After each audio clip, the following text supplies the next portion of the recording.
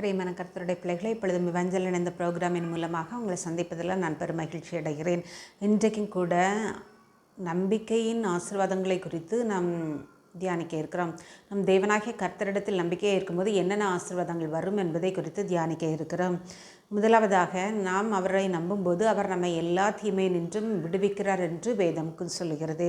மட்டுமல்ல பிரியமானவர்களே, நாம் ஆண்டவருக்கு பயந்தவர்களுக்கும் மனுபுத்திரருக்கு முன்பாக அவரை நம்புகிறவர்களுக்கும் ஆண்டவர் உண்டு பண்ணி வைத்திருக்கிற பரலோக நன்மை எவ்வளவு பெரிதான நன்மை என்று வேதம் கூறுகிறது.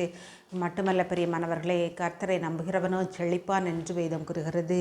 நீதிமான்களின் நம்பிக்கை மகிழ்ச்சியாகும் என்று சொல்லப்பட்டு இருக்கிறது. மட்டுமல்ல, கர்த்தரை நம்பியிருக்கிறவனோ தேசத்தை சுதந்திரித்து என் பரிசுத்த பர்வதத்திலே காணியாட்சிக்காரனாக இருப்பான் என்று சொல்லப்பட்டிருக்கிறது. நாம் தேசத்தை சுதந்திரித்து கொள்ளுகிறதற்கு ஏதுவான நன்மை நம்முடைய வாழ்க்கையில் கடந்து வரும் என்று சொல்லப்பட்டிருக்கிறது. பிரியமான கர்த்தருடைய பிள்ளைகளை, நம்மை விடுவிக்கிற தேவன் நம்மோடு கூட இருக்கிறார். பரலோகத்தில் நமக்கு மிகப்பெரிய செல்வத்தையும் பொருளையும் பதவியையும் கூட அதிகாரங்களையும் கூட கொடுக்கறதுக்கு ஆண்டவர் விருப்பம் உள்ளவராக இருக்கிறார். ஆனால் நாம் என்ன செய்ய வேண்டும்? ஆண்டவரை நம்ப வேண்டும். நாம் ஜெபிப்போமா?